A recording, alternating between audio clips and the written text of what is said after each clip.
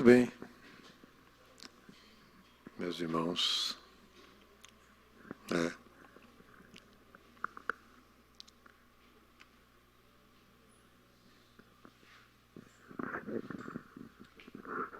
Nós hoje vamos iniciar a tão prometida conclusão dos estudos do mês relativos ao livro Evolução em Dois Mundos, fazendo uma muito simples apresentação do conjunto das ideias, aproveitando alguns elementos. Aqui nós temos 4 hoje,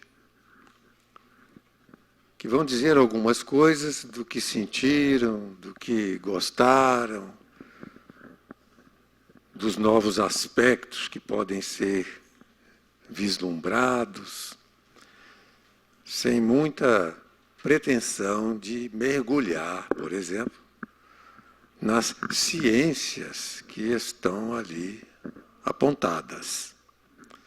Para esse mergulho, nós até já temos preparado uma surpresa para os mais interessados. Vai haver um curso no 2º semestre sobre Evolução em Dois Mundos. E esse curso vai ser apresentado pelo Dr. Sidney, que gosta muito do assunto relativo ao Espiritismo e conhece tudo a respeito das ciências aplicadas a esse estudo. Então, hoje nós temos aí os nossos irmãos bem conhecidos, o Rogério, o Edilson,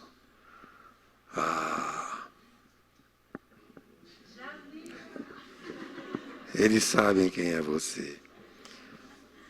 E o Dr. Sidney. Muito bem. Então vamos iniciar.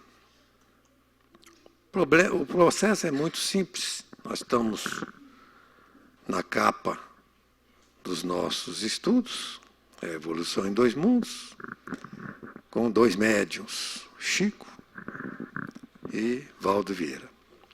Hoje nós vamos ver dos 20 capítulos da primeira parte, apenas os 2 primeiros, fluido cósmico e corpo espiritual. Entramos no primeiro capítulo com o primeiro subtítulo. O capítulo é Fluido Cósmico, primeiro subtítulo, Plasma Divino. Então, como eu já apresentei isso, não vou explicar muito mais, eu faço aqui uma proposta, eu traço um objetivo para esse primeiro subtítulo, que está sendo apresentado para nós, neste livro, o elemento primordial, que é o plasma divino, quer dizer, tudo vem dele. Primordial é o princípio das coisas, vamos dizer assim, que nós podemos perceber, conhecer e entender. E isto é o hausto do Criador. Interessante. Hausto é isso. Olha só que imagem interessante. Força nervosa do todo sábio. A força nervosa exprime deslocamento de comandos, etc. Nele vibram e vivem todos os seres, neste fluido primordial, que é o plasma divino. Nas constelações, nos sóis e nos mundos, tudo está imerso e vibrando nele. Passo para a mesa fazer algumas considerações sobre suas emoções, suas visões, etc. Podem escolher sem ordem preferencial, podem fazer à vontade. Vamos ver o que a mesa trouxe para colaborar conosco. Vamos lá, gente, fala alguma coisa. Boa noite. O que mais me chamou a atenção é que essa mesma definição a gente vai encontrar no livro Universo e Vida. Muito bem. Capítulo 20 do capítulo 5. Aliás, é parte 20, subtítulo, né? 20 do capítulo 5. Realmente. Mas qual a emoção que vocês sentiram sobre essa força de expressão que o André Luiz deu aí no...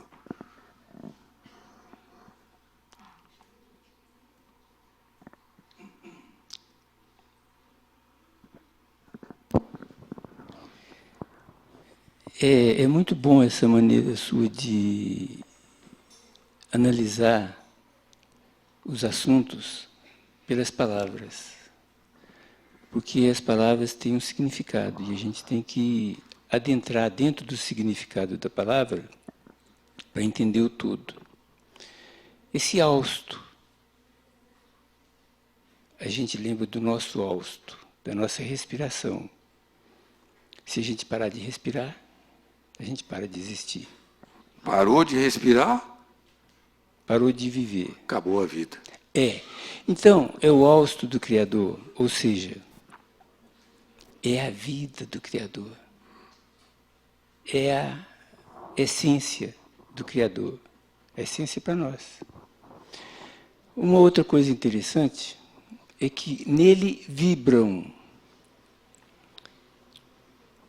e vivem todos os seres. Essa aí é a parte que tocou na alma. Todos os seres. E o que é vibrar? Vibrar é mover. E mover é onda. E onda é... transmissão de energia. De energia. Então, esse hausto vibra. E a vibração dele é a vida, é a onda. Né? Perfeito. A onda eletromagnética, onda sonora. E outra coisa interessante, que dos componentes do universo, está faltando um aí, que é o Deus, que é o hausto divino, e está faltando o espírito, Mas que é diferente de fluido cósmico. Exatamente. Vamos andar, então. Para o subtítulo 2, cocriação em plano maior. O que eu entendi que é o objetivo desse subtítulo? Neste plasma, fluido cósmico, operam os agentes da criação, aqueles que cumprem o serviço. Amando de Deus, vamos usar assim essa expressão, são as inteligências divinas em comunhão indescritível, os devas e os arcanjos. Este plasma é o celeiro da energia com que se constroem as habitações cósmicas, que se desgastam e se transformam. Então, é daí, desse fluido, desse plasma divino, que esses tais elementos, devas, arcanjos, constroem tudo que existe nesse universo. Não é isso? E tudo isso se desgasta e se transforma. Não tem nada criado para ficar para sempre, em outras palavras. Existem leis para formar e cocriar, que é o que eles fazem. Mas, para criar para a eternidade, só Deus. O que é criar para a eternidade? Passo para a mesa.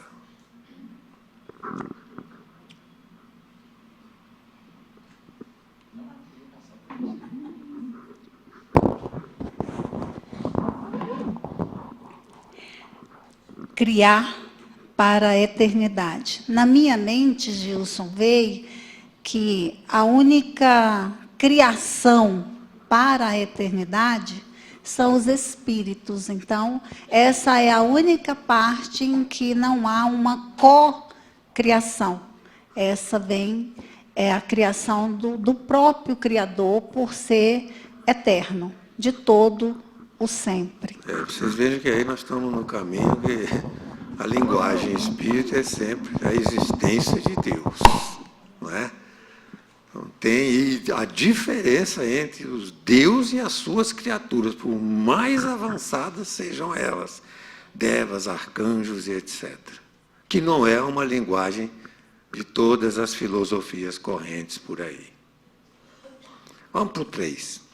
Impérios estelares. Eu tenho que andar, né, gente? Porque senão a gente não... Impérios estelares. A engenharia celeste trabalha com coisas impressionantes. Matéria, espaço, tempo. Eles não constroem casinha, não. Trabalham com matéria, espaço, tempo. Em renovação constante. Esses tais inteligências superiores constroem, são eles que programam, projetam, imaginam e materializam galáxias, continentes, que são continentes em evolução, nebulosas intragalácticas, que são imensas construções de nuvens, de matéria, etc., onde se realiza e se realizará a evolução em potencial. A evolução está cravada nessa matéria que é formada. A força centrífuga e a gravítica estão equilibradas. É por isso, por exemplo, que nós não saímos voando por aí, né? Nós estamos presos à Terra pela força da gravidade. Embora a Terra esteja girando velozmente, a gente não sai voando. É ou não é? É uma imagem bem simplória. O equilíbrio, rotação e massa, energia e movimento, tudo está equilibrado no universo. Passo para a mesa algum comentário.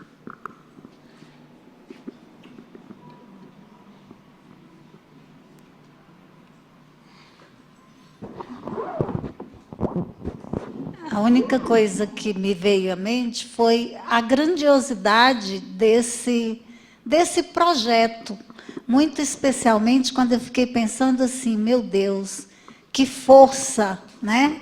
Que sustenta e mantém todo esse equilíbrio, né? Foi a coisa que mais me chamou a atenção dentro desse item, Gilson, foi a questão da grandiosidade dessa força que traz todo esse equilíbrio, né? E aí a gente retoma lá ao início, né?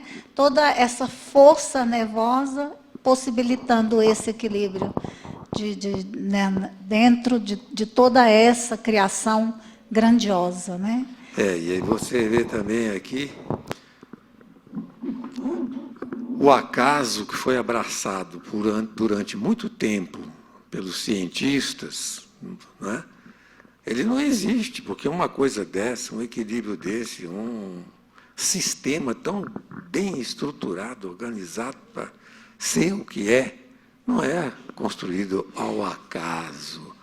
Hoje a gente está tendo informações, né, que os cientistas estão mudando, eles estão adotando o que outros cientistas antes deles afirmaram intensamente, que não podia ser o acaso mesmo.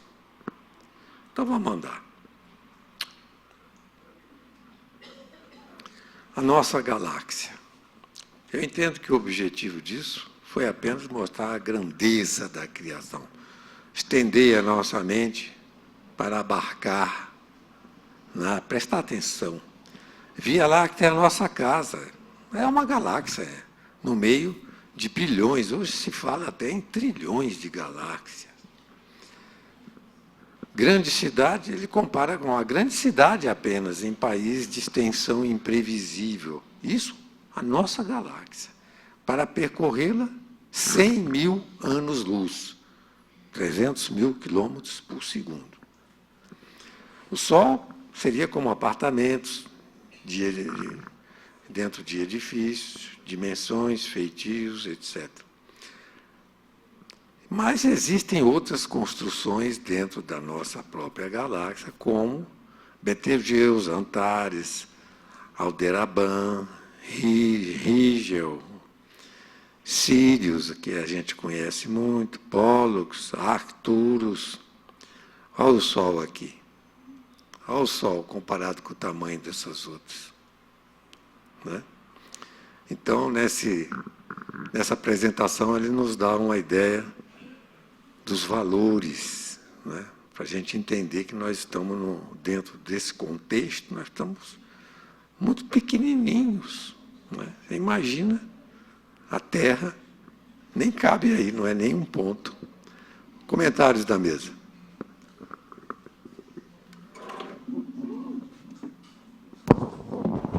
Eu senti nessa colocação de André Luiz que ele também nos colocou de uma forma muito clara a nossa posição evolutiva, né? Quando ele fala para a gente, não somos os mais inferiores, né? Como o próprio Evangelho já nos mostra. Mas existem muitos outros, muito maiores e tudo. Então, traz para a gente, de uma forma dita de outro jeito, que a gente já tinha ouvido na doutrina, essa consciência de progresso que a gente ainda tem aí pela frente, Gilson. Eu não sei se o pessoal dessa Betelgeuse aí são os espíritos bem adiantados, isso eu não sei. Mas que o nosso Sol é pequenininho, é. E isso é apenas uma expressão gráfica, viu? Que eu nem sei se essa proporção aí é perfeita. Forças atômicas. A base de tudo, gente. Olha a afirmativa que tem nesse item 5. A base de tudo. Corpúsculos sob irradiação da mente. Ou seja, não tem nada nesse universo de Deus que não seja formado por irradiação da nossa, que eu digo, porque nós também formamos, dentre outras coisas, o próprio corpo. Irradiação da mente. Tudo é originário da mente. Irradiação da mente. Absorvendo quem? As energias do fluido cósmico de Deus. Sua multiplicidade de configuração, indefinidos para André Luiz. Os corpúsculos, né, que são formados por irradiação da mente, não tem como expressar. O próprio átomo, que a gente vê nos livros, com diversas apresentações, são figurações que não são, os cientistas sabem muito bem e falam, os livros falam também, que não é a realidade. É uma proposta para poder fixar a nossa ideia. Mas André Luiz está dizendo que até para ele essas coisas são indefinidas. Como nascem os mundos? Achei interessantíssimo isso. Átomos sob pressão de ondas eletromagnéticas reduzem suas áreas intratômicas sem perda de movimento e formam a massa nuclear atômica e planetas. Olha só. Pressão de ondas eletromagnéticas sobre átomos. Que átomos? Físicos? Não. Átomos mentais. Tudo é formado por irradiação da mente. Átomos mentais. Eles, como o quê? São reduzidos sem perda de movimento. A energia se mantém. Tá certo? Etc. É uma ideia, né? Como morrem os mundos? No tempo. Colapso atômico. Isso nós já sabemos muito bem. A ciência domina isso tranquilo. A ciência só não domina o seguinte: tudo é formado por irradiação da mente. Ela não chegou lá. Está caminhando, está caminhando. Aí vamos a alguma participação da mesa. Para mim, Gilson, André Luiz mostra para a gente aí, embora a gente ainda precise estudar e conhecer muita coisa, mas ele mostra para nós como é formada a matéria, né, que formam os planetas, que formam os mundos, né? Ele, utilizando-se do fluido cósmico universal e o poder da nossa mente, né, da nossa mente, olha só, dos arquitetos divinos, né, são trabalhadas. Então, eu vi aí que ele nos fala exatamente de como é formada essa matéria que serão formados os mundos. Mais alguém quer falar alguma coisa?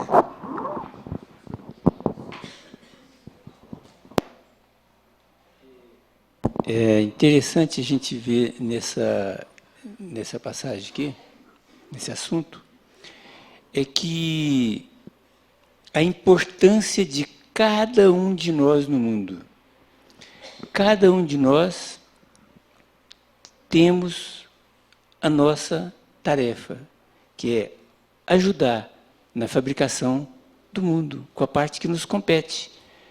Jesus fez a parte dele, e está fazendo a parte dele, e nós, bem de longe ainda, temos uma tarefa muito grande para andar, para construir coisas edificantes. Muito bem lembrado, porque isso aí é um dos trabalhos que o André Luiz teve em diversos pontos da obra dele, chamando a atenção da nossa responsabilidade, porque nós estamos construindo o tempo inteiro com a nossa mente. Estamos construindo através do pensamento. Nós já estamos sabendo disso, de alguma forma. Muito bem. Vamos para o item 6, luz e calor. Luz e calor e outras forças garantem a estabilidade da Terra e do homem. Você vê, a estabilidade da Terra e do homem é garantida por radiações. Radiações. Não é? Tem um trecho da obra de André Luiz que fala que nós somos atingidos por cada segundo por trilhões de raios, né, que vêm da Terra, que vêm do lado através da influência humana, que vêm de cima, através dos astros e dos mundos que giram pelo espaço infinito. Radiações insuspeitadas por nós aquém do infravermelho e além do ultravioleta. Nós só enxergamos esse trechinho aqui, mas a ciência sabe muito bem manipular todas essas vibrações aqui. Mas existem coisas além disso que para os espíritos, eu botei essa imagem aí só para dizer que eles enxergam muito mais do que nós e do que a nossa ciência. Eles têm uma visibilidade ampla do aquém e do além do infravermelho. Na elaboração da luz, fala André Luiz, qual a força que provoca a agitação inteligente dos átomos? Achei muito interessante também, porque a ciência humana domina perfeitamente, e nós já estudamos isso, que a luz é provocada por uma agitação feita por inserção de energia dentro do átomo, não é vinda externamente. Mas qual é a força que provoca essa agitação que ele chamou de inteligente para formar a luz? Aliás, o Einstein já dizia, se nós soubéssemos o que é a luz,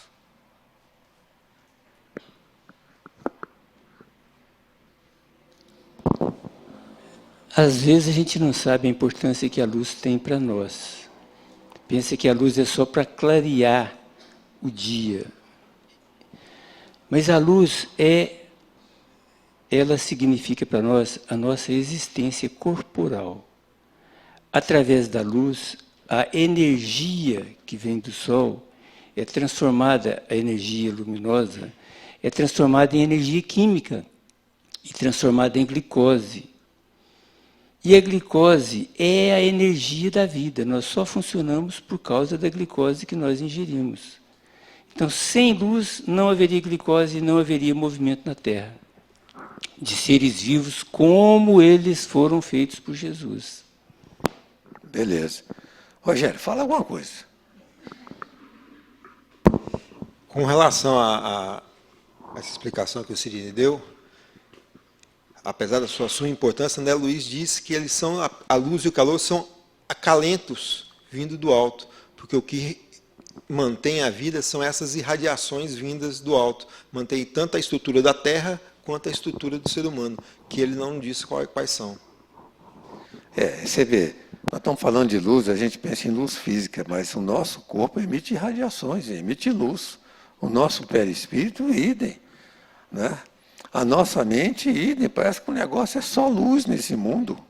Uai, sou, diriam os mineiros. Cocriação em plano menor. Eu entendo que o objetivo desse subtítulo é matéria é energia visível. Energia é força divina.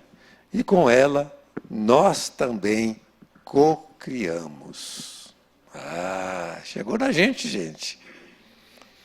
Inteligências humanas mais fluido cósmico igual cocriação em plano menor, mais corpúsculos de matéria formam o nosso veículo psicossomático. Mais civilizações, nós criamos até lugares infernais. Né? O Universo e Vida explorou bem essa questão. Então, vocês vejam o quanto nós temos aí de ligação entre aquilo que nós recebemos do fluido cósmico e aquilo que nós criamos.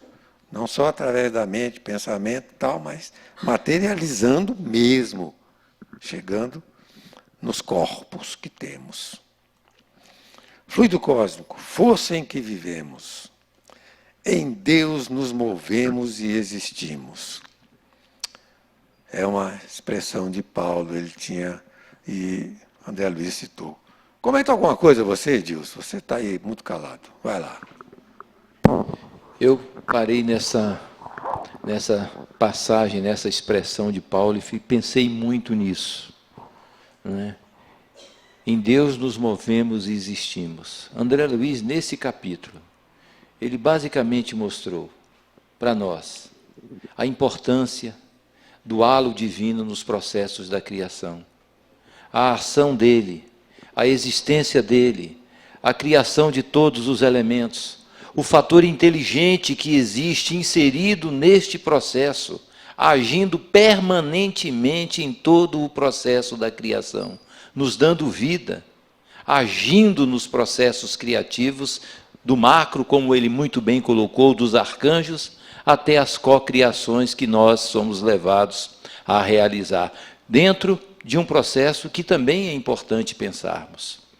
Porque como podemos cocriar, podemos também cocriar locais de sofrimento, de dor, que são esses locais infernais, o que chama muito a nossa responsabilidade. Então, são elementos, não é, valorosos para todos nós. Muito bem. Então, nós encerramos aqui o primeiro capítulo e vamos para o segundo. Corpo espiritual. Começa com o subtítulo primeiro, Retrato do Corpo Mental. O objetivo, eu entendo, que é a constituição do corpo espiritual. Então, nós temos uma imagem que todos conhecemos de uma forma ou de outra. Corpo mental se relaciona por meio de reflexos com o corpo físico. E ambos são eletromagnéticos, como tudo no universo. Não é? Tudo é formado por átomos, não é? Tanto físicos quanto mentais. Não é? No campo espiritual. E deve ter outras gradações que nós ainda não temos linguagem para expressar. Sua constituição é por aquisições da mente. Aquilo que nós temos aí de duplo etérico, corpo físico, perispírito, corpo mental, é por aquisição do trabalho da nossa mente. Muito bem. Constituição do corpo espiritual, porosa, plástica. Células em permutas como partículas coloides. Partículas coloides se movimentam em sistemas elétricos internos, reações elétricas. Elas têm uma movimentação por isso. É interessantíssimo essa aplicação, porque elas se movimentam, não são como no corpo físico. Né? Existem movimentos, mas elas estão, de certa forma, agregadas aos tecidos, aos órgãos, etc. No corpo espiritual, a imagem que André Luiz nos passa é que elas não são assim bem, não. Elas têm movimentos como partículas coloides. Eu não posso imaginar como seja, mas eu só fiquei sabendo que elas movimentam. Não é? Tá certo, doutor? Fala alguma coisa. coloide é uma mistura de ar com partículas sólidas, partículas líquidas. Um spray é um coloide bem simples de explicar. Então, tudo que está na vida tem energia, e a energia faz o movimento. E as partículas se movimentam de forma aleatória, umas chocando com as outras. Daí vem os astros serem mantidos por energias celestes e não se chocarem. As partículas coloides se chocam. Muito bem. Então, nós temos aí, corpo espiritual é bem diferente do corpo físico. A estrutura é outra. E vocês vejam bem, né? Como partículas coloides. Dá uma ideia boa, então.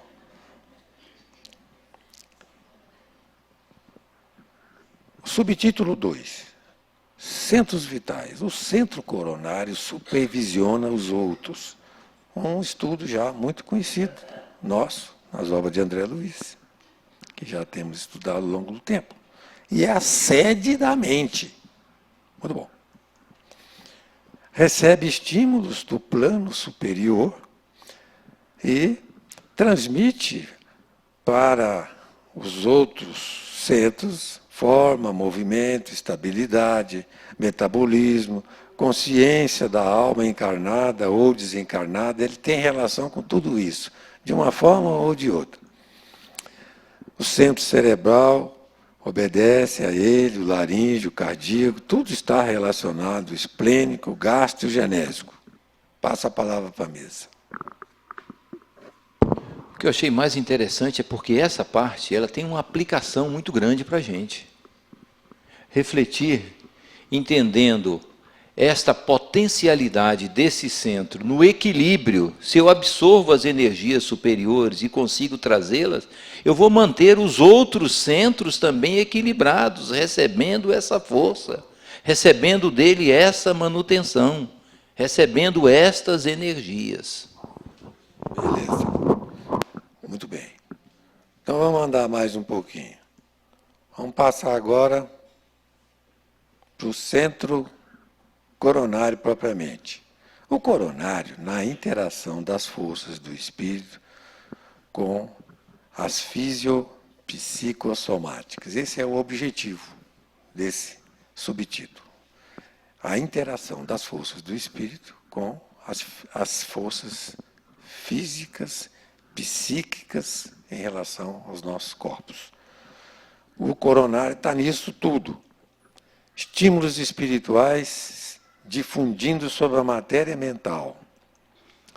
Transmite reflexos aos outros centros. E esses conteúdos são sentimentos, ideias, ações. Você veja a função desse tal de coronário, hein? Que imprimem nos órgãos, que os outros centros estão recebendo e imprimindo nos nossos órgãos físicos. É uma espécie de relação, de ligação. Efeitos agradáveis ou não. Criações da mente são elaborados pela nossa vontade. Não é um negócio que vem assim, impondo. Nós é que fazemos. Fixação da responsabilidade. Baseado nessas ideias, nós temos, nesse subtítulo, um modo de compreender a fixação da nossa responsabilidade por aquilo que criamos. Né? Com a mesa.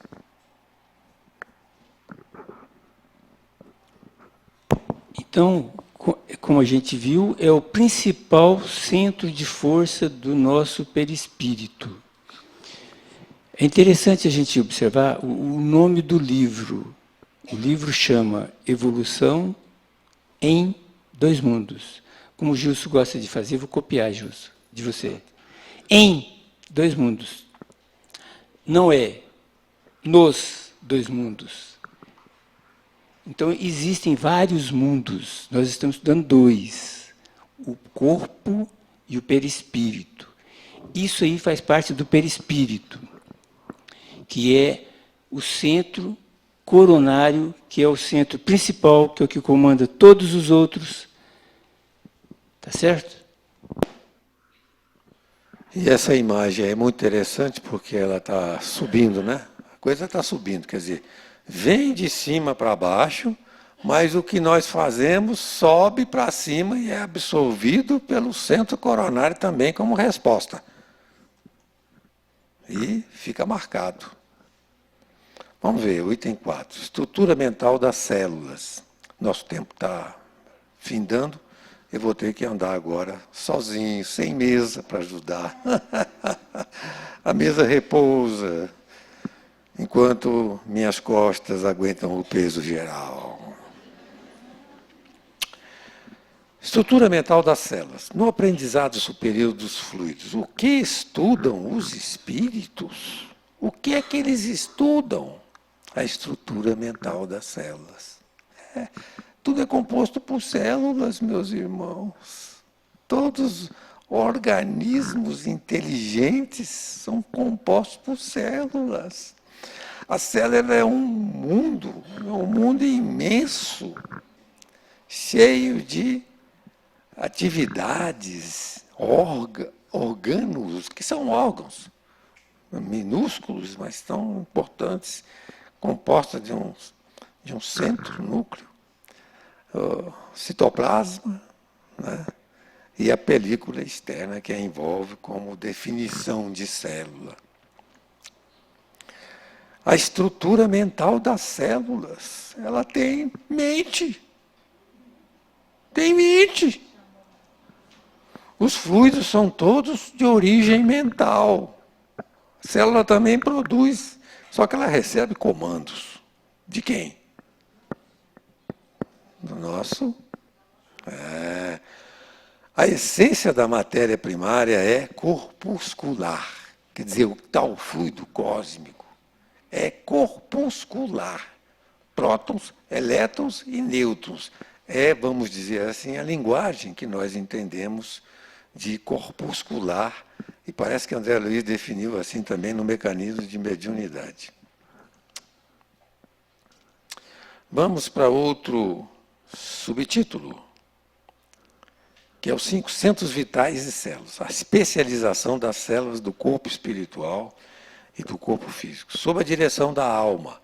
Então, as células produzem tudo isso que nós temos e formam também os nossos órgãos internos e obedecem aos comandos para realizar as suas tarefas. São colmeias de átomos. Essencialmente, elas também são átomos, formadas de átomos. Tudo no universo vem. E esses átomos são formados de quê? De quê? Procedem todas as células do protoplasma. O que é esse protoplasma? Esse protoplasma, segundo as definições que eu vi, mais simples, é um material incolor que existe dentro da célula, incluindo o citoplasma, o núcleo e outras partes. Então, ele está lá envolvendo tudo. Né? Na formação da vida na Terra, Emmanuel, no Caminho da Luz, citou, né, que o protoplasma foi fundamental para a formação da vida na Terra. Muito bom. Tem funções exclusivas de sua alimentação e excreção. Elas alimentam e excretam dentro dos organismos. É lá, na estrutura aquosa do fisiopsicossoma. Inclusive no nosso corpo espiritual, elas têm a mesma coisa que fazem no nosso físico. Né? Nós vamos no banheiro, elas fazem ali mesmo. Não. Não é bem assim, mas a mesa já não pode mais falar, então. Dá certo. Vamos lá. Exteriorização dos centros vitais. São exteriorizáveis a sensibilidade e os centros vitais dos encarnados. Isso já é conhecido dos magnetizadores, desde o século XIX, as experiências. A pessoa passa a sentir, passa a mão assim fora dela e ela sente dentro dela. né? Exteriorização. Porque tudo é eletromagnético. O psicossoma, o corpo físico. E os magnetizadores comuns fizeram isso. Exterioriza a sensibilidade, como eu falei. E os espíritos exteriorizam os centros vitais durante o sono, né? E podem renovar e transformar o comportamento celular, intervindo no corpo espiritual dos homens, não é? Então, é simplesmente magnetismo aplicado. O magnetismo é uma ciência extraordinária que o homem vai aprender a estudá-la mais profundamente. É a medicina do futuro, né? Bem, corpo espiritual depois da morte. Se altera, desgasta, restringe, evolui e aprimora. Ele não para, não é o mesmo sempre. Duração variável em função do equilíbrio emotivo e do avanço cultural. Preciso estudar. Não é só dominar as emoções, ser caridoso, bonzinho. Tem que ser bom de verdade e estudar e ter conhecimentos. Se transforma nos centros gástrico e genésico, pela alimentação e pelo amor. A mudança. No renascimento físico, se desgastado, se refaz, se restringido, se reconstitui. Esse é um dos itens mais bonitos desses 2 primeiros capítulos também, mas que nós não temos tempo de desenvolver.